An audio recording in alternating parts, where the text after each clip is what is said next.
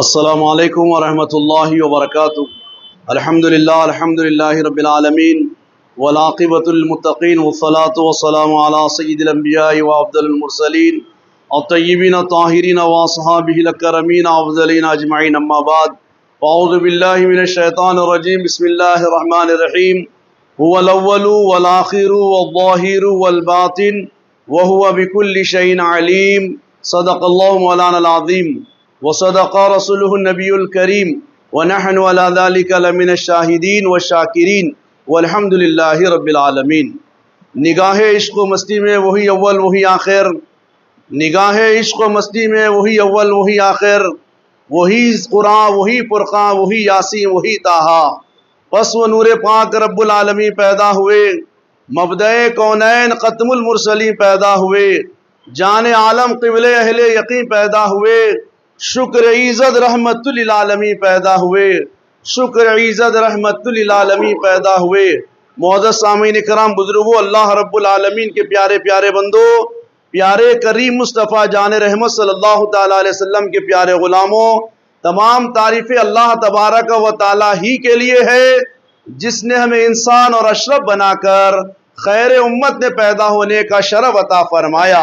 لاکھوں درود، کروڑوں خربوں صلاۃ و سلام اس نبی محتشم، رسول معظم، سید عالم صلی اللہ تعالیٰ علیہ وسلم کی ذات مقدس پر، جن کو رب ذوالجلال سب سے پہلی مخلوق بنا کر تخلیق نور محمدی کی شکل میں پیدا فرمایا۔ معزز سامعین کرام، الحمدللہ، جیسا کہ آپ جانتے ہیں کہ یہ ماہ مبارک ربیع النور، ربیع الاول کا عظمت والا، شان والا، رفعت والا ماہ مبارک چل رہا ہے۔ عزیزان گرامی، اسی مناسبت سے میں نے تخلیق نور محمدی صلی اللہ تعالیٰ علیہ وسلم سے متعلق آیتوں کا انتخاب فرمایا۔ حضرت عبداللہ محدث دہلوی رحمۃ اللہ علیہ جس آیت ربانی کو میں آپ کے ابھی گوشے گزار کیا، اس میں عبداللہ محدث دہلوی علیہ رحمہ مدارج النبوت حدیث کی کتاب ہے، اس میں لکھتے ہیں یہ آیت ربانی حمد باری تعالیٰ بھی ہے اور نعت محمد رسول اللہ صلی اللہ علیہ وسلم بھی ہے۔ عزیزان گرامی، وہ کیسے کہ اللہ کے نبی کریم صلی اللہ تعالیٰ علیہ وسلم کے صحابی حضرت جابر بن عبداللہ انصاری رضی اللہ تعالیٰ عنہ حضور پاک صاحب الاولاق صلی اللہ تعالیٰ علیہ وسلم سے دریافت فرماتے ہیں، یا سیدی یا رسول اللہ صلی اللہ علیہ وسلم، آپ بتائیے کہ اللہ نے سب سے پہلے کس کو پیدا فرمایا؟ عزیزان گرامی، آپ جانتے ہیں کہ اللہ تبارک و تعالیٰ 18,000 عوالم کو وجود بخشا تو کسی نہ کسی مخلوق سے آغاز تو فرمائے ہوگے۔ صحابی رسول حضرت جابر رضی اللہ تعالیٰ عنہ کو معلوم ہے میرے اور آپ کے آقا مولا حضور تاجدار کائنات صلی اللہ علیہ وسلم ہر چیز کا علم رکھتے ہیں، اسی لیے آقا علیہ السلام سے دریافت فرمائے تو آقا علیہ السلام نفی میں جواب نہیں دیے۔ اے جابر، تم کیا پوچھ رہے ہو؟ مجھے کیا معلوم اللہ کس کو پیدا فرمائے، اللہ کی آیتیں نازل ہوئی تو بتاؤں گا۔ لیکن عزیزان گرامی، نہیں، حضرت جابر بن عبداللہ کے پوچھنے پر آقا علیہ السلام ارشاد فرمائے، اولو ما خلق اللہ نوری، اے جابر سنو، اللہ سب سے پہلے اپنے نور سے آپ کے نبی کے نور کو پیدا فرمایا۔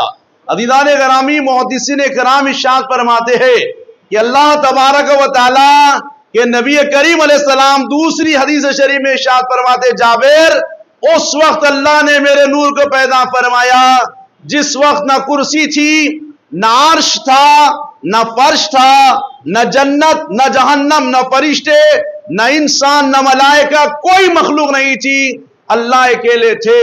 تو عزیزان گرامی، اس کو آسان انداز میں سمجھنے کے لیے حدیث قدسی کا ایک جملہ ہے، اللہ کے نبی علیہ السلام اللہ کا فرمان اپنی زبان اقدس سے ارشاد فرماتے ہیں تو اس کو حدیث قدسی کہتے ہیں۔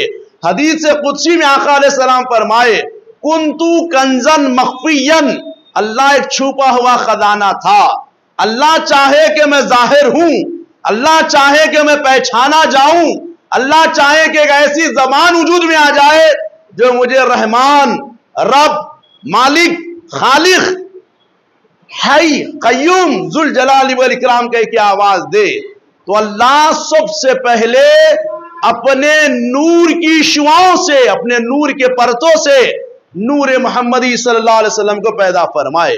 جب نور محمدی صلی اللہ علیہ وسلم پیدا ہوا تو محدثین فرماتے اللہ اپنے لامکاں میں، کیونکہ زمین آسمان نہیں بنائے گئے، لامکاں میں نور کی قندیل میں نور محمدی کو رکھے۔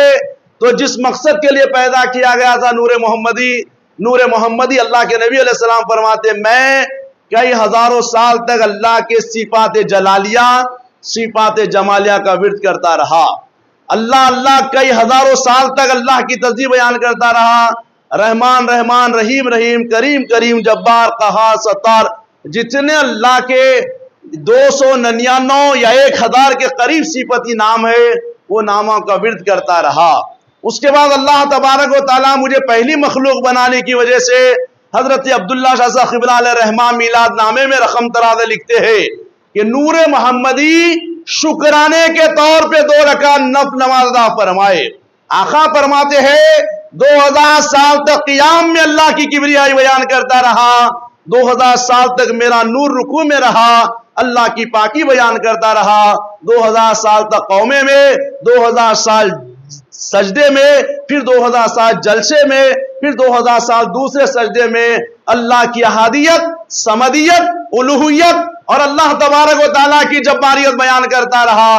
جب نماز 2 رکعت کروڑوں کھربوں سال کے بعد ختم ہوئی تو عزیزان گرامی اللہ تبارک و تعالیٰ نبی محتشم صلی اللہ علیہ وسلم کے نور محمدی، روح محمدی سے مخاطب ہوتے ہیں اور ارشاد فرماتے ہیں صل یا محمد، اے نور محمدی سوال کیجئے، کیونکہ شکرانہ ادا کر دیے میں عطا کرنا چاہتا ہوں۔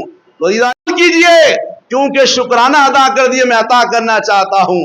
تو عزیزان گرامی یہ سوال اللہ پاک نور محمدی جس وقت پیدا ہوئی تھی اس وقت کیے تھے، اور حدیث بخاری اور مسلم میں ہے قیامت کے دن جب قیامت کا منظر رہے گا، قیامت کا میدان رہے گا، آقا علیہ السلام فرماتے میرا حوض کوثر لگایا جائے گا تو میں حوض کوثر پہ اللہ مجھے مقام محمود پہ جلوہ گر کرے گا، میں مقام محمود پہ سجدے میں چلا جاؤں گا۔ تو اللہ اس وقت بھی فرمائیں گے، حدیث بخاری کے الفاظ ہے ارفع راسک یا محمد، اے محمد چہرے انور اٹھائیے، سل مانگیے توتی عطا کیا جائے گا۔ آقا فرماتے اس وقت بھی فرمائے تھے اللہ، اب یہ آخر وقت بھی فرمائیں گے اللہ پاک۔ اس وقت کیا بولے نور محمدی؟ اللہ کے نبی علیہ السلام فرماتے میں اللہ سے یہ عرض کیا الہ العالمین، قرائن سے معلوم ہوا کہ تو مجھے ایک امت کا نبی بنانے والا ہے، میں کچھ نہیں مانگتا، میری امت کی مغفرت مانگتا ہوں۔ تو عزیزان گرامی ابھی ہم پیدا نہیں ہوئے، علم الہی میں ہے، لیکن ہمارے اور آپ کے آقا مولا رؤوف الرحیم کریم آقا صلی اللہ تعالی علیہ وسلم ہماری مغفرت کی التجا اللہ سے کر رہے ہیں۔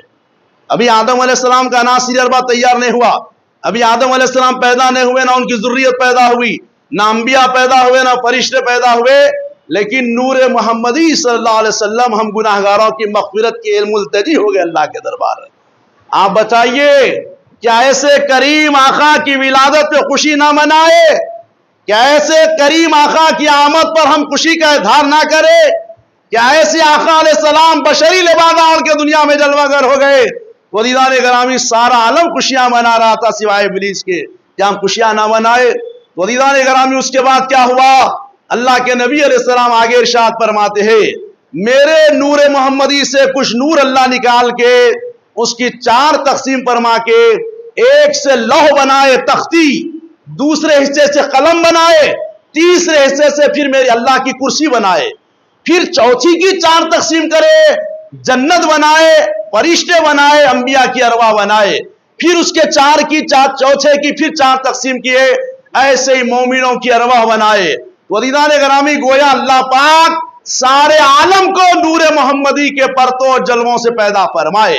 اسی لیے حدیث قدسی میں ہے آدم علیہ السلام جب دنیا میں تشریف لائے، وہ نور محمدی آدم علیہ السلام کا جسد انور تیار ہوا تو اللہ وہ نور محمدی منتقل فرمائے تھے آدم علیہ السلام کی پیشانی اقدس میں۔ منتقلی کا آغاز تھا نا، 18,000 عوالم پیدا فرما دیے، اب نور محمدی بشری لبادے میں آنے والا ہے تو نور محمدی کو اللہ آدم علیہ السلام کی پیشانی میں سجا کر روح کو اندر ڈالے تو روح تسکین پائی، آدم علیہ السلام کی آنکھ میں روشنائی آئی۔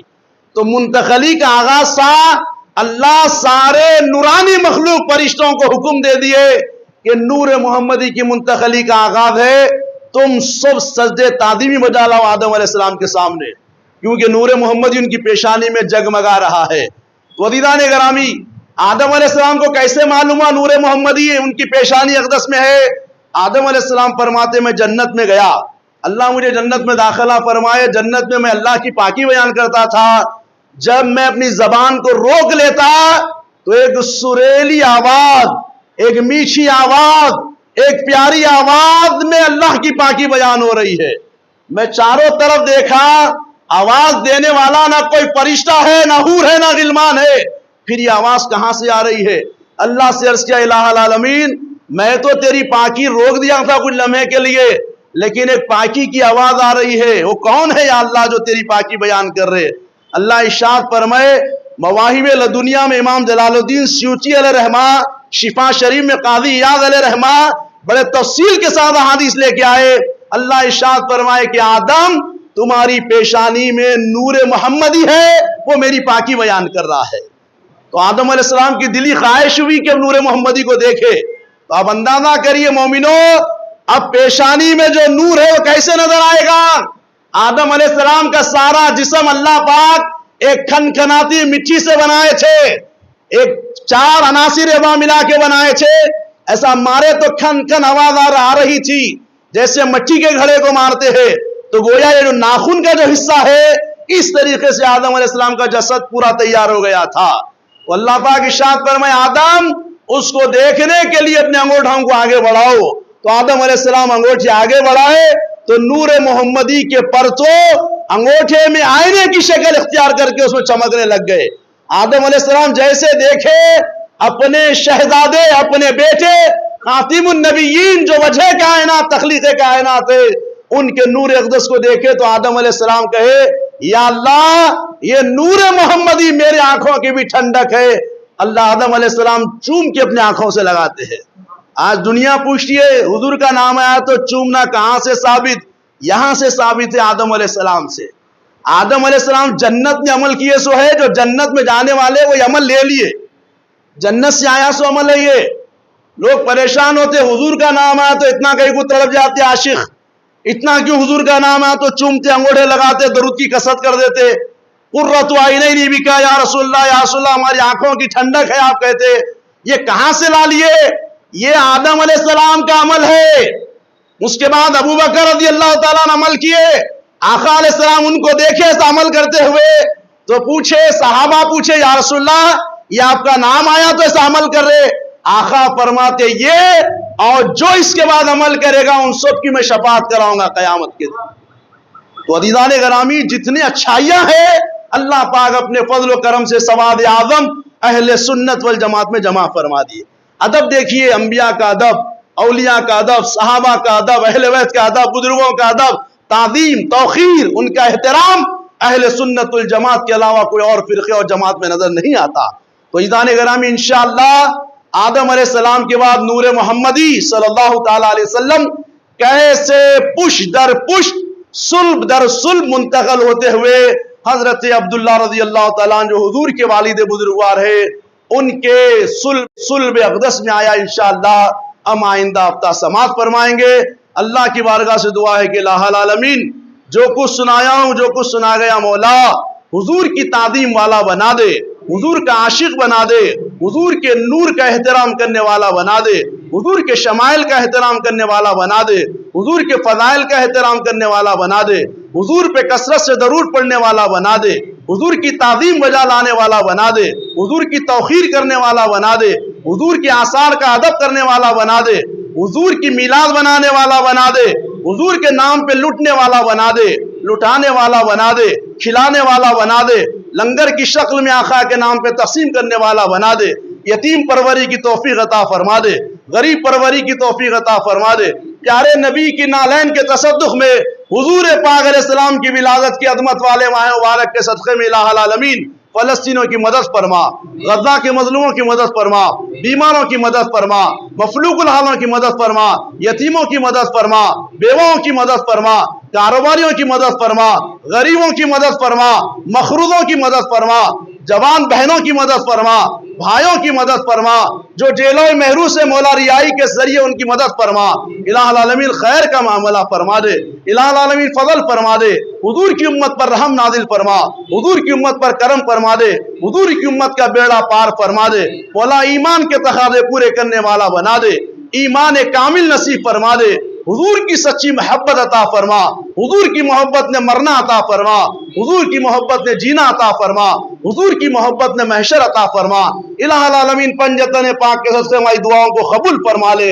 ربنا انک انت السمیع العلیم وتب علینا انک انت التواب الرحیم۔ اللہم ربنا تقبل منا الفاتحہ۔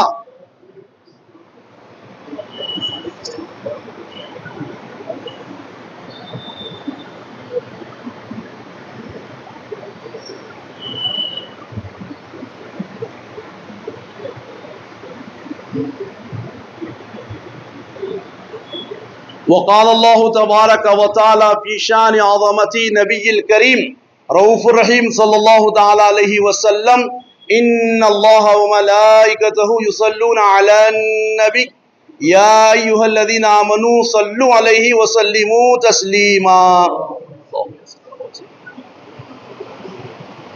وصلی اللہ تعالی علی خیر خلقہ ونور عرشہ وآلہ